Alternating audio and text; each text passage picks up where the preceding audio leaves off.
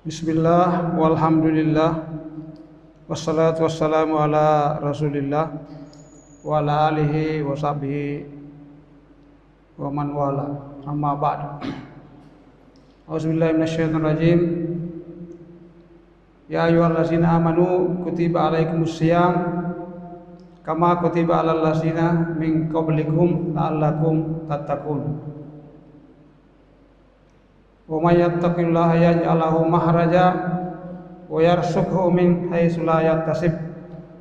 Wa may yatawakkal 'alallah fa huwa hasbuh.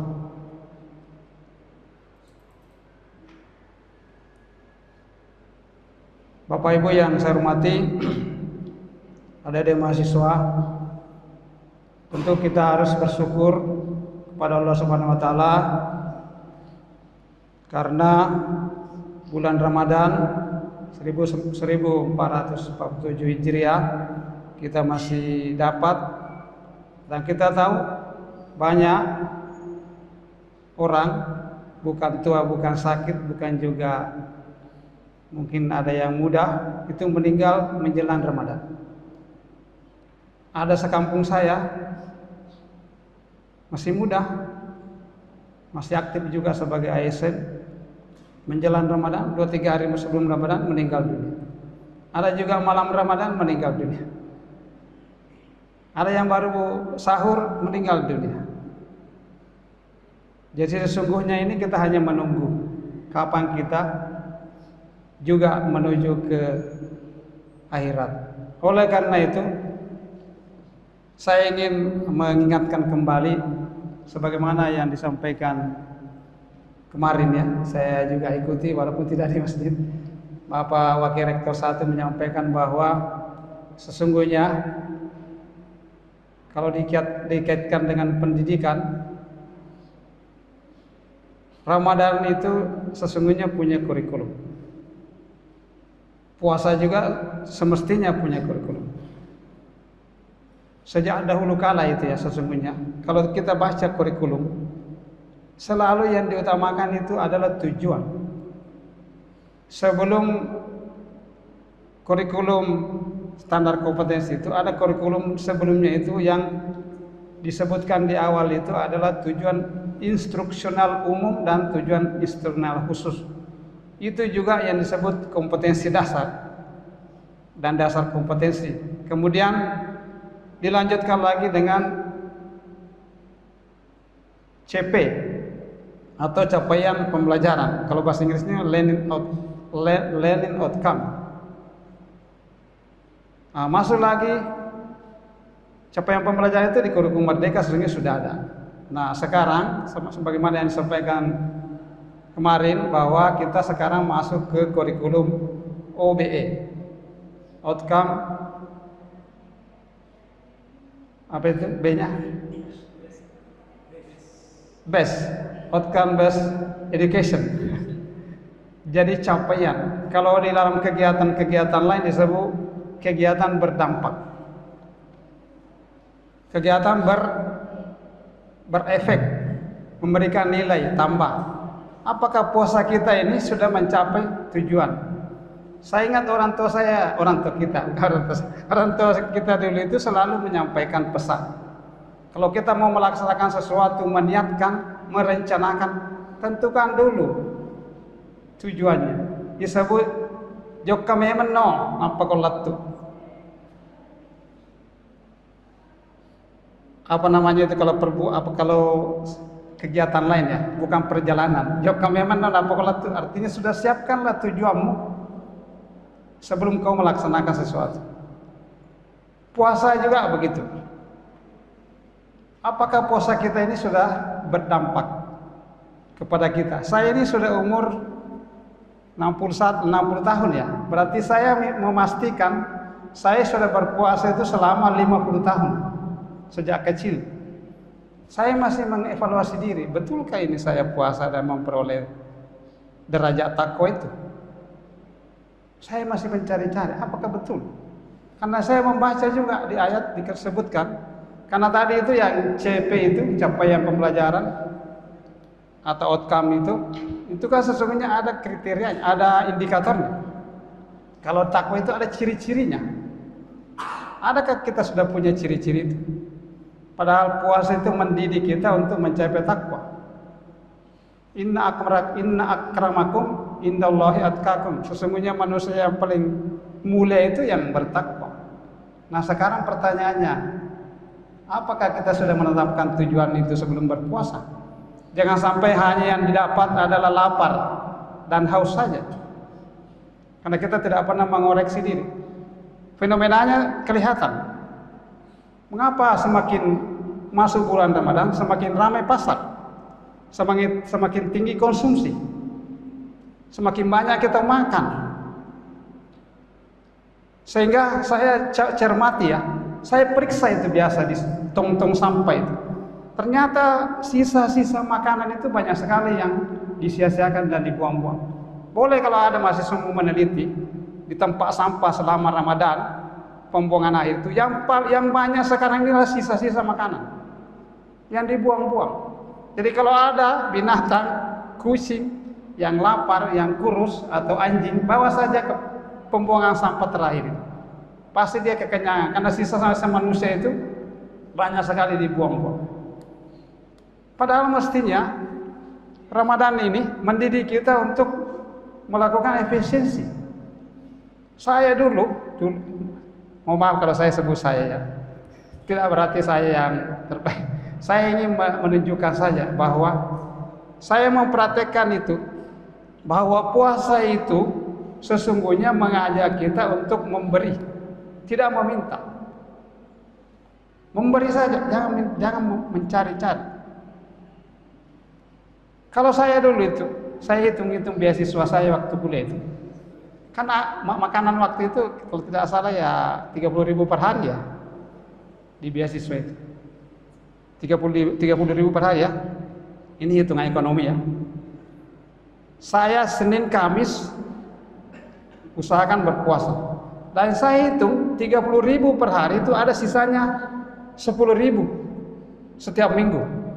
Kalau 4 minggu berapa ribu? 40.000. Satu bulan maksud saya 40.000. Jadi ada sisa dana saya 40.000 per minggu. Saya tidak makan lagi. Itulah yang sesungguhnya yang disebut dengan puasa itu berdampak kepada sedekah. Tidak ada istilahnya itu manusia itu tidak bisa bersedekah. Rakus saja itu. Karena kalau kita punya telur 2 biji, bagi 2. 1 biji telur pun bisa dipotong 2. Tidak ada istilah itu. Kalau orang puasa pasti ada sisa makanannya. Coba kita hitung. Saya ajak Bapak Ibu adik-adik mahasiswa ini menghitung berapa orang di IAIN ini berpuasa dan menyisakan 10.000 saja per hari. Kali 30, 300.000. Kali 300 orang, 30 juta ya.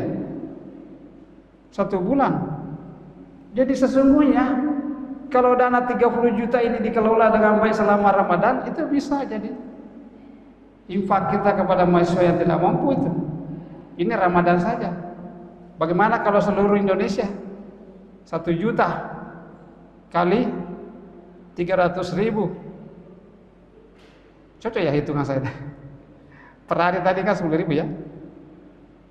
300.000 ya. Nah, kali 1 juta. 3 miliar. 3 miliar ya, kayaknya itu. Nanti dihitunglah. Maksud saya bahwa sesungguhnya kita itu betul-betul manusia sering memperlihatkan sifat-sifat yang disebut dengan monkey itu. Tahu monkey? Saya perhatikan itu monkey, Pak. Coba kalau dikasih pisang 1 tandang, sudah di mulutnya 1, ada di tangannya kiri 1, kanan 1, bahkan kakinya pun mengambil. Begitu rakusnya itu yang namanya monkey itu ya. Jangan sampai manusia juga ada yang begitu. Saya mau lihat percontohan fenomena manusia ya. Saya pernah menghadiri suatu pesta, makan-makan, habis itu lokpok. Ini di perguruan tinggi, Pak. Ada lagi promosi profesor apa namanya itu? Guru besar ya. Acara guru besar, Pak. Datang lagi itu tambahan, orang berebut Yang banyak semua diambil, akhirnya yang di belakang tidak ada apa lagi. Pada yang ambil banyak ini ternyata tidak dimakan semua. Betul-betul itu kita memperlihatkan kerakusan itu. Masa diambil banyak dan tidak dimakan, yang di belakang tidak ada apa lagi. Saya ambil sedikit saja Pak, karena saya lihat banyak orang, ternyata itu tidak begitu juga semua orang. Inilah sifat-sifat yang pastinya harus dikeluarkan dalam bulan Ramadan ini. Fenomenanya begitu di Indonesia ya. Pasar semakin ramai, makanan semakin bertumpuk-tumpuk. Makanya perlu dipikirkan atau direnungi bersama, mengapa Indonesia itu paling banyak orang kena penyakit gula, diabetes, banyak juga orang kolesterol. Seingat saya dulu di kampung tidak pernah saya mendengar orang kolesterol. Kalau petani Pak ya, tidak ada namanya petani itu kena stroke itu. Kenapa orang kota jadi penyakitnya itu stroke? Itu karena kelebihan makanan, kelebihan karbohidrat itu. Gimana ya Pak Ismail ya? Betul-betul kita ini tidak melaksanakan Ramadan dengan penuh penghayatan dan bagaimana puasa kita itu bisa berdampak. Padahal jelas sekali dalam Al-Quran, seperti yang disebutkan kalau kurikulum itu Pak, ada capaian, ada indikator. Puasa juga ada indikatornya. Coba kita renung-renungkan bersama. Saya bacakan saja. Kalau saya salah baca diluruskan pakai wa may yattaqillaha yaj'al lahu mahraja wa yarzuqhu min haitsu la yahtasib wa may yatawakkal 'ala Allah fa huwa hasbuh innallaha balighu amrihi qad ja'ala lahu likulli syai'in qadara. Masa kita tidak percaya bahwa Tuhan Allah yang akan mengurus itu rezekimu? Allah sudah menetapkan itu. Kalau kau bertakwa, tidak ada kekhawatiran, cukup, lebih dari cukup, tidak ada kekurangan. Jaminannya Allah. Kalau kau bertakwa akan dimudahkan urusanmu, diberikan rezeki yang tidak disangka-sangka. Apabila kamu bertawakal maka dicukupkan. Allah semua yang mengurus dan sudah ditetapkan ketentuannya. Apalagi yang kita mau ragukan? Saya ingin bertanya kepada Bapak Ibu, nanti dijawab masing-masing. Pernahkah kita merasa ada rezeki yang kita dapat tidak pernah disangka-sangka, tidak pernah dibayangkan? Tidak perlu saya cerita saya, karena saya sudah, artinya bukan saya tidak mau menyebutkan nanti dianggap sombong gitu. Iya, tapi coba renungkan, pernahkah kita memperoleh betul-betul ada rezeki yang tidak disangka-sangka? Saya ingin sebut saja satu, tidak perlu saya cerita harta ya. Karena harta rezeki itu sesungguhnya yang paling tinggi itu iman ya, keimanan, kita beriman. Yang kedua itu kan kesehatan. Alhamdulillah, saya tidak pernah minum obat, tidak sakit, pekerjaan juga banyak. Nah, itu rezeki kedua ya. Yang ketiga itu paling bawah itu rezeki yang dimakan itu. Harta itulah rezeki yang paling rendah. Kenapa kita tidak betul-betul bersungguh-sungguh untuk mencapai keimanan dan ketakwaan itu? Contoh yang saya ingin sebutkan tadi itu adalah saya betul-betul dapat rezeki yang tidak disangka-sangka. Tidak saya sangka.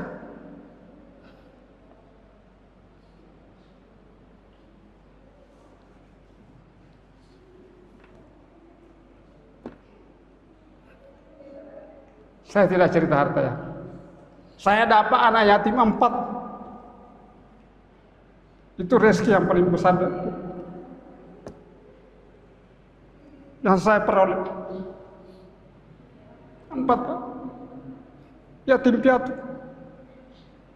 Bapaknya, ibunya meninggal melahirkan, bapaknya meninggal ditabrak mobil sementara keluar dari sekolah mengajar Pak. 4 Pak. Alhamdulillah. Rezeki begitu melimpah-limpah itu. Setelah saya pelihara anak yatim, yang saya herankan manusia, ada yang pelihara binatang, anjing, biayanya 1 juta per bulan minimal. Anjing Pak dipelihara. Padahal Nabi menganjurkan memelihara anak yatim. Kenapa anjing dipelihara? Dibiayai juga jutaan. Manusia itu tidak perlu dibiayai, hanya dipelihara. Dan itu dekat dengan Tuhan Allah itu kalau orang memelihara anak yatim. Cari anak yatim Pak. Saya kalau pesantren yang saya bina itu kalau anak yatim saya bebaskan pembayarannya. boleh dicek, tak perlu bayar. Bahkan saya cari lagi anak yatim sekarang, ada masjid saya bina lagi, masjid kosong, sudah 3 bulan dibangun tidak ramai-ramai. Saya cari kalau ada anak yatim mau menghafal, saya tampung. Karena saya pindah-pindah masjid Pak. Sudah 2 masjid saya bangun, rintis. Ada masjid saya ramaikan, 1 sudah ramai, saya tinggalkan, pindah lagi ke masjid lain untuk meramaikan. Sesungguhnya bersedekah itu bukan hanya dalam bentuk harta, apa saja. Terakhir ini saya ingin sampaikan Bapak Ibu, setiap selesai sholat subuh itu saya pergi saja cari apa yang bisa saya beri. Saya ingin cerita, mohon maaf kalau ini, karena mungkin ini terakhir saya berdiri di sini Pak. Terakhirnya karena ini saya berdiri sebagai wakil rektor Pak. Tahun depan tidak mungkin lagi. Saya itu tadi pagi Pak, jalan keliling. Pertama saya membersihkan halaman masjid, 1. Yang kedua, saya membawa kerikil 6 karung untuk menutupi lubang di jalanan karena musim hujan, hampir sampai lutut itu. Bisa jatuh itu motor kalau masuk banjir. Sudah saya kerjakan setelah salat subuh. Yang ketiga, sebelum saya mandi, karena saya biasanya mandi sebelum subuh Pak, tadi tidak, saya bersihkan lagi halaman sebuah kantor, bersih. Mengapa saya tidak bosan-bosan mengerjakan seperti itu? Seperti orang Jepang, bagaimana orang Jepang tidak bosan-bosan antri? Karena ternyata ada rumusnya Pak. Setiap biji-biji, termasuk puntung-puntung rokok, saya pungut satu persatu dengan senang hati. Mengapa begitu? Kalau orang Jepang dia menunggu antri itu dia membaca, memanfaatkan waktunya. Ya, seperti Indonesia. Indonesia itu antri dipikirkan yang lain, mau ke sana, padahal masih berdiri fisiknya di sini. Orang Jepang itu kan, saya juga pernah contohkan nih. Saya itu kalau naik pesawat Pak tidak pernah mau duluan. Saya terakhir. Saya masih selesaikan apa yang bisa saya selesaikan itu di gerbong apa itu? Jembatan masuk pesawat. Saya masih menunggu sampai orang habis. Karena saya memanfaatkan waktu-waktu itu, termasuk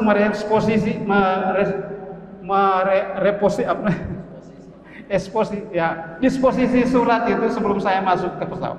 Nanti habis orang baru saya naik. Memang saya tidak bawa koper-koper besar, ini saja sedikit, tidak ada pun tempatnya, ada tempatnya di bawah kursi, tidak pusing saya. Tidak dapat kursi pun tidak masalah, saya bisa berdiri di pesawat. Jadi tidak ada kekhawatiran. Nah, saya itu Pak kalau membersihkan kotoran-kotoran sampai puntung-puntung rokok itu saya bacakan selawat satu persatu. Bagaimana tidak nikmat Pak? Setiap puntung rokok, setiap biji-biji yang jatuh saya pungut dengan 1 selawat, minimal 1 selawat. Coba ini anak mahasiswa kalau mau mempraktekkan di kampus ini, Anda berebutan mencari itu jatuh, itu daun-daun jatuh untuk Anda pungut dengan sebuah selawat. Nikmat luar biasa. Tidak ada itu Pak, apapun saya kerja itu kalau tidak ada itu namanya itu bosan dan tiap hari pun saya membersihkan toilet di sini juga tidak ada masalah. Seperti itu. Terakhir, karena tadi saya sampaikan tentang indikator takwa tadi kan gitu ya. Ada indikator takwa ini yang ciri-cirinya yang pertama adalah yang penting sekali adalah kalau orang bertakwa itu semangat memberinya sama kalau sempit dan luas. Bersedekah pada saat sempit dan luas itu tidak ada bedanya. Plong itu. Tidak ada yang tidak bisa. Apapun bisa. Rasanya enak itu. Tidak ada kurang banyak, memberinya sama saja. Kemudian yang kedua, ciri takwa yang kedua itu apabila ini dada sudah lebar, lapang. Saya itu tidak ada satupun orang yang saya dengki, iri, benci. Saya memaafkan semua orang. Tidak ada saya ingat itu. Sama kalau saya buang air, lupa itu tadi bagaimana bentuknya itu saya buang. Kalau saya disakiti orang, dibenci orang, saya malah cari orang yang mau mensalimi saya supaya saya dapat banyak pahalanya. Begitu Pak cara kita memandang sesuatu. Jadi sudut pandang kita harus diperbaiki. Justru kita beruntung kalau kita dianiaya, kita disakiti, kita dicemburui, kita diiri. Tak apa-apa. Kalau kita bertahan dengan melapangkan diri, memaafkan seluruh kesalahan orang lain, itulah yang disebut dengan orang bertakwa. Yang kedua, ini yang penting yang kedua. Kalau bisa lagi ditambah 3 dan 4. Ketiga itu Pak, yang saya baca, mohon maaf kalau salah pakai. Orang yang bertakwa itu sesungguhnya zikirnya tidak ada lagi mengenal tempat, waktu, keadaan. Bahkan tidur pun orang bisa berzikir kalau takwanya sudah tembus. Berdiri, jalan, duduk, baring, tidak ada itu. Sudah otomatis itu Pak. Namanya zikir. Yang terakhir kalau Anda mau menguji takwanya adalah kalau Anda sudah merasa bahwa betul-betul Tuhan itu melihat segala tingkah laku saya. Saya ditatap di setiap saat, di setiap waktu, keadaan saya dilihat oleh Tuhan. Saya nggak masuk WC pun kita malu itu, membuka-buka badan. Kalau kita sudah merasa Tuhan menyaksikan apa yang kita perbuat setiap saat, itulah yang disebut dengan takwa. Adakah dalam diri kita itu? Itulah yang dievaluasi. Itulah nama capaian puasa. Itulah namanya puasa yang berdampak.